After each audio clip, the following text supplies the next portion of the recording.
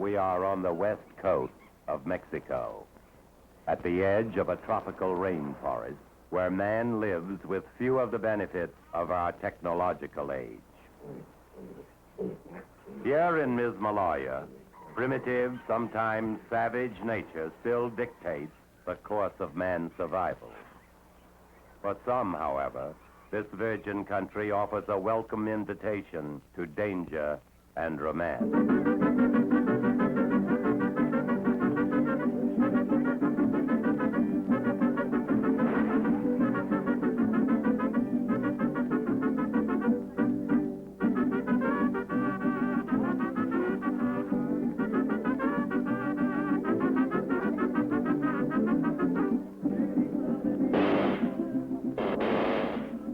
A motion picture company has come to Mismaloya.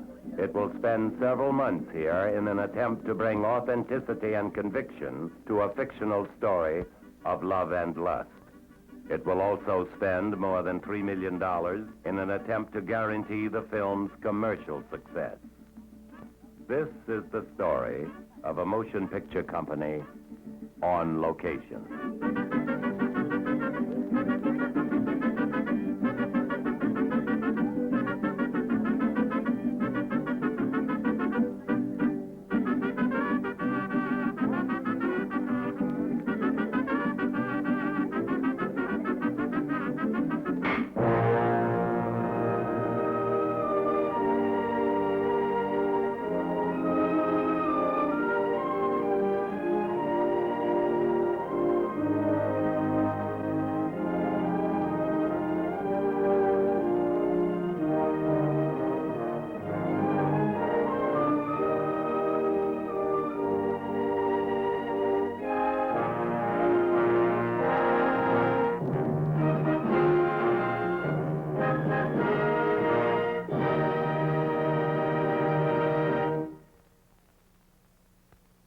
This program presented by Purex,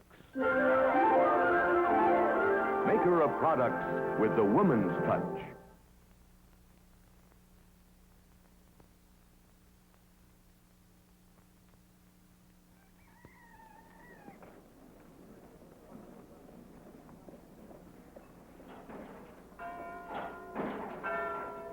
Until recently, Puerto Vallarta has been one of Mexico's less prosperous coastal communities. It is accessible mainly by plane and a road from Guadalajara, passable only 3 months of the year. Communication with the town is further hindered by the absence of telephone. For several years now, however, its beautiful beaches and balmy weather have been attracting nonconformist travelers from the United States. With the arrival 3 months ago of an American film company, tourism reached an all-time high. Most responsible for the area's booming economy, perhaps, is director John Huston, for he has brought to these remote shores the multi-million-dollar production of The Night of the Iguana. The picture's phenomenal publicity, however, has been triggered by its star, Richard Burton, and the off-screen presence of actress Elizabeth Taylor.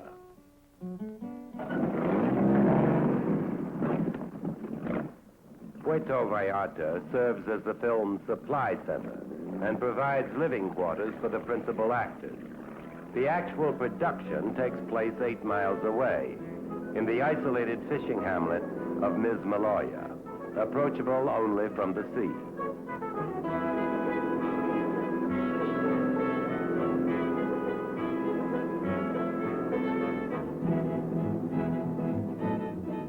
Filming has been in progress here for the past 10 weeks. Only 6 days of shooting remain. So far, all has gone well for the production company.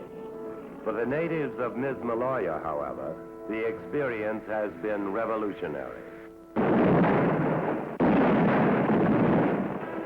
The upheaval of their primitive way of life began 6 months ago with the arrival from the mainland of 250 laborers and 75 burros. Huston's commission was simple, the challenge spectacular. Within 3 months, The rainforest must be cleared and a mile of roads laid. Permanent housing and commissary facilities must be built to handle 110 members of the production. Electricity and hot water must be introduced to the area. And the major set, built of stone, brought in like all materials by barge and delivered by burro. The Herculean task was completed on schedule and without mishap. Hundreds of Mexican laborers had constructed a real practical world in which to live. Now, within that world, artists and technicians gathered from many countries must create a work of the imagination. American playwright Tennessee Williams is the author of this work, whose imagery Mexican cameraman Gabriel Figueroa is photographing. Basil Fenton Smith records the sounds and words of the story, played against the sets of art director Stephen Grimes. And the bilingual production manager, Clarence Uris, directs the overall mechanics of the production.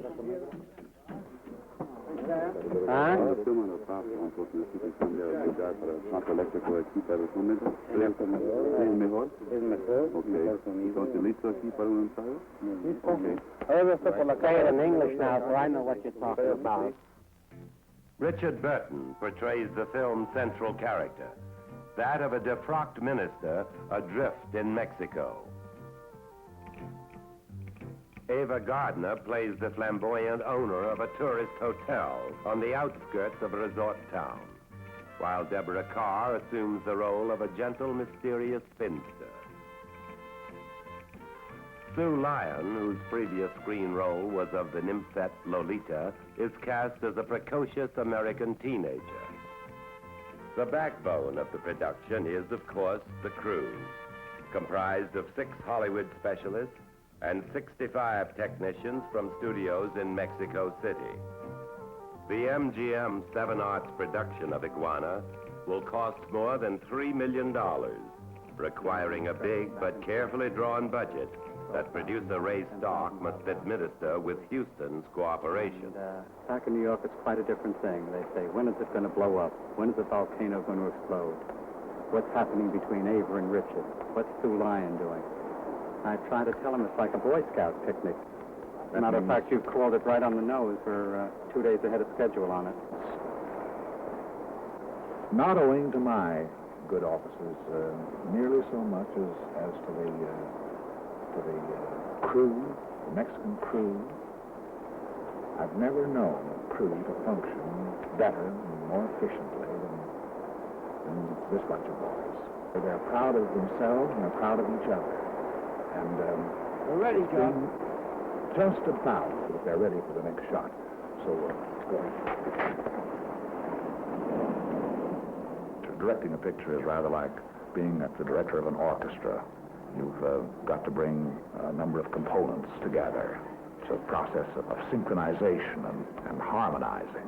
All the various elements must finally combine into making the immediate scene at hand. And as you go to make each scene, the best rule that I know of for myself or for any other director is that each scene, as you go to make it, should be the most important scene of the film. I've been asked how I direct.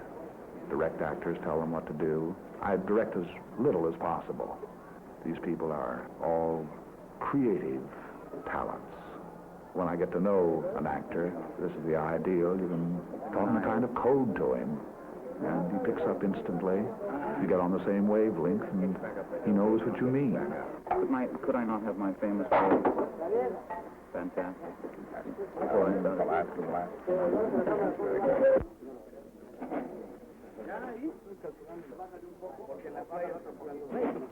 Richard, Deborah, hey. John, they're ready. Richard, Deborah, we're ready if you are. Silencio, por favor. Todos, silencio. Sound rolling. Hold it, hold it.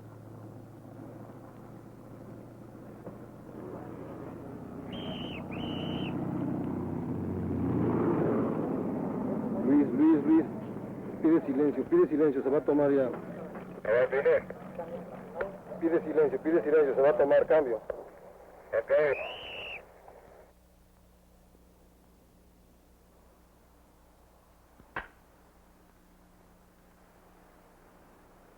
That should be something of an eye-opener for you, Mr. Shannon. Fantastic.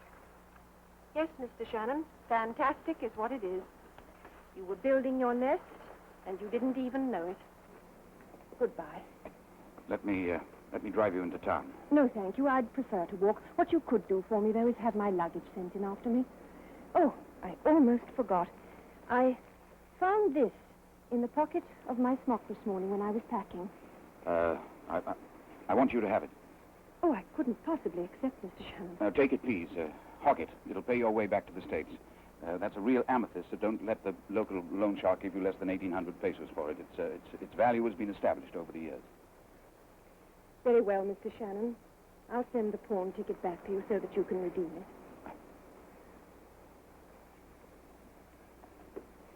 Miss Jelks. I want to look at you. I want to remember your face in case I don't see you again. And I doubt that I shall.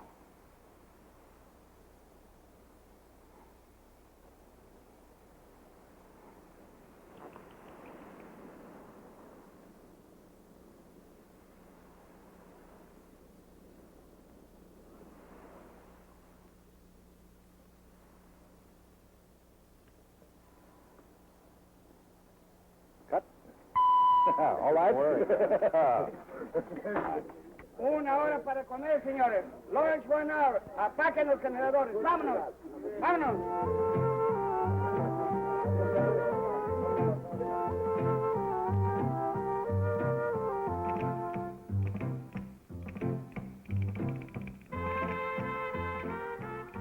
Off the set as well as on, the Iguana is an unusual production. The company has even seen fit to provide cast and crew with an elaborate and well-stocked bar. 3 meals a day are served in the restaurant, with most foodstuffs flown into Puerto Vallarta from Mexico City and Guadalajara. The cuisine ranges from tacos to truffles, with the accent, however, on the spicier dishes. There are many ways to spend a leisure hour. A homesick crew eagerly attends mail call. 17-year-old Sue Lyon, despite her growing wealth and fame, is still studying for a high school diploma. She has made friends with the Mismaloyan Indians and undertaken to record their customs and problems as the topic of her senior thesis.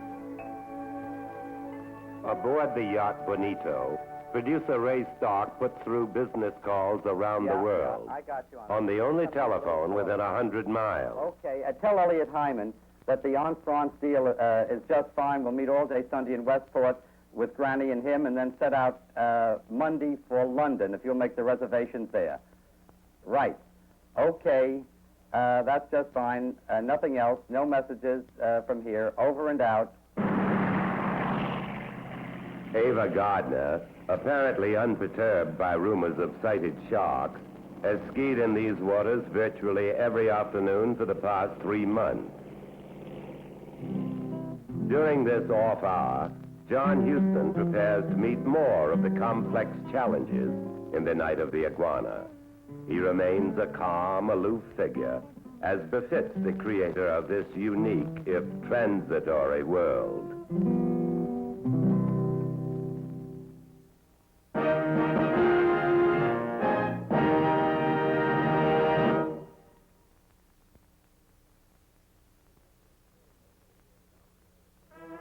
Efficient filmmaking in mountainous, sun-baked Mismaloya demands 2 special ingredients, improvisation and sweat. Tons of cable and equipment have been shuffled back and forth many times during the past 10 weeks without complaint. The extraordinary Mexican crew has given Huston a degree of cooperation virtually unprecedented in the film world. Here, gaffers and cameramen, grips and electricians, sound men and prop men, all pitch in for the big move.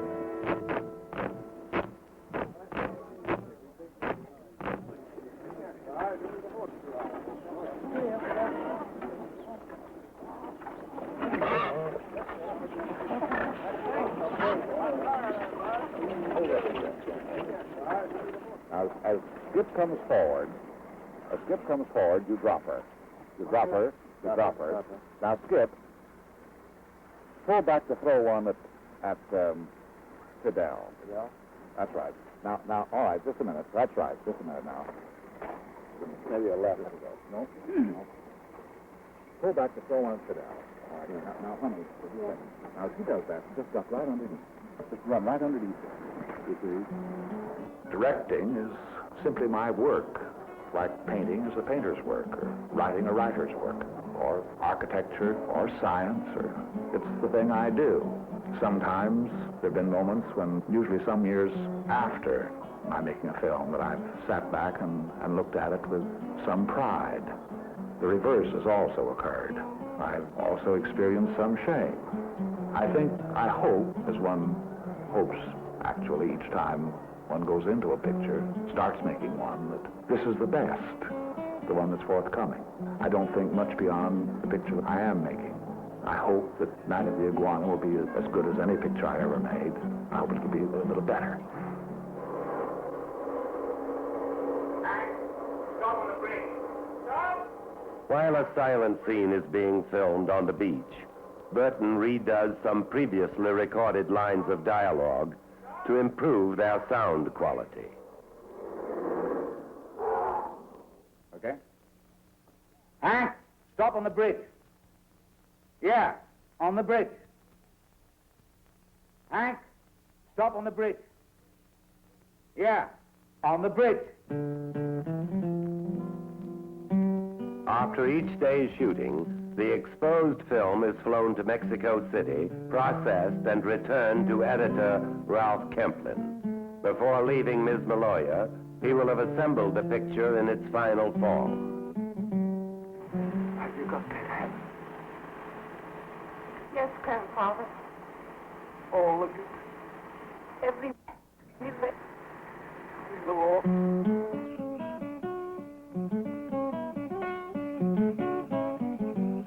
After a day's rest, the last of the night shooting gets underway. Actors report on the set at 5:30 and must plan on looking wide awake until 2:30 in the morning.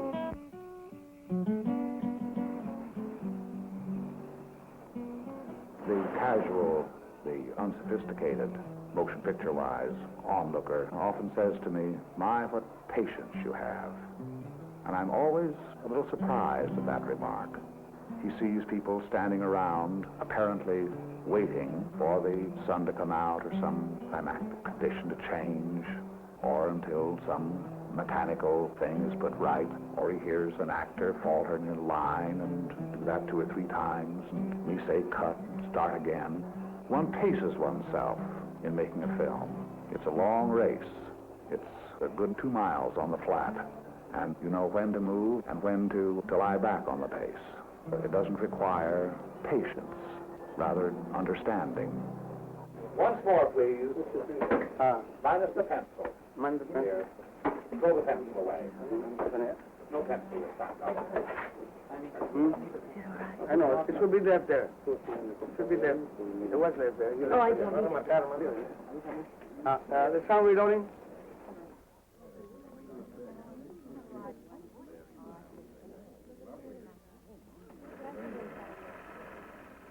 One looks at rushes the same way a writer reads over his work of yesterday in order to proceed on to the work of today and tomorrow.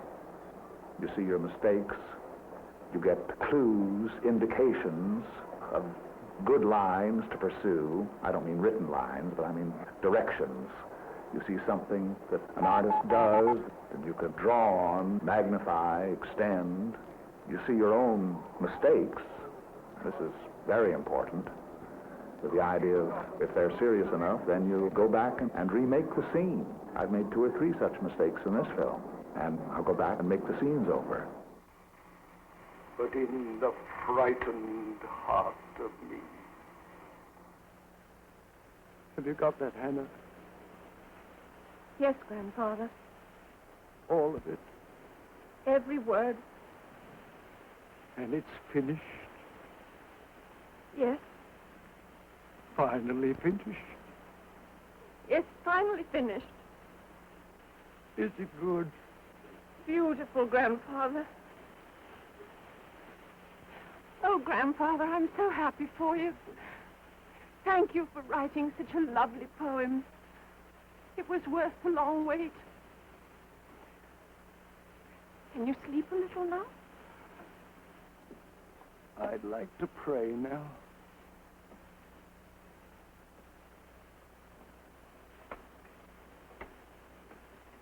Cut.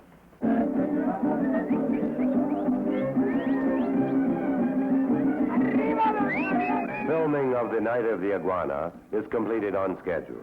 Now ensues the traditional climax to a motion picture production, the cast party.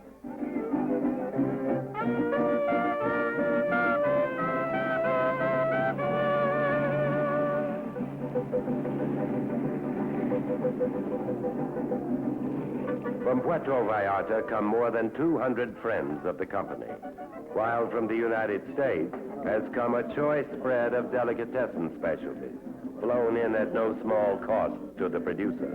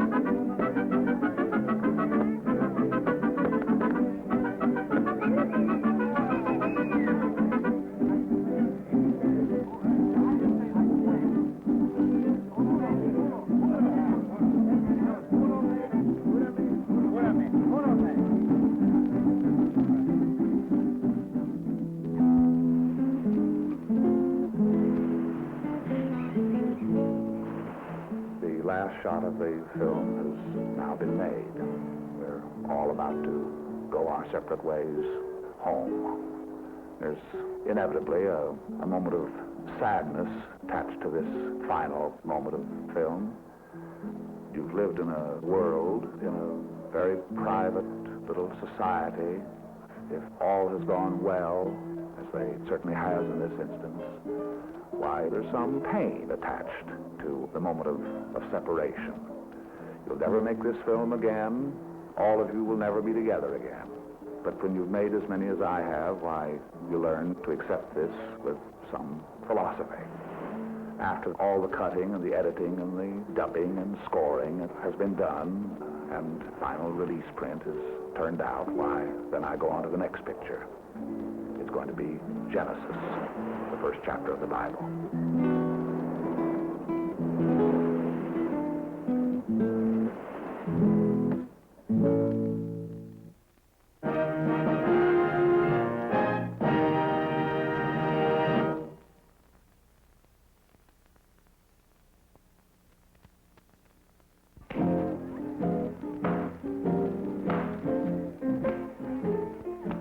Next on Hollywood and the Stars, Kim Novak, one of the few screen goddesses who has shielded her life from the public's gaze. A portrait of an actress's private world far from Hollywood. Her interests, her friends, her unusual way of life. In Search of Kim Novak, next on Hollywood and the Stars. This program presented by Purex, maker of products with the woman's touch.